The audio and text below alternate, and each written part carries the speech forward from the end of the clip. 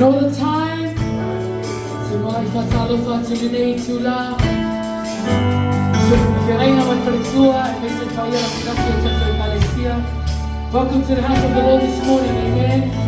Whether you are here because of one purpose and one purpose only, and that's to give God glory. So this morning, let's give Him praise. Hallelujah.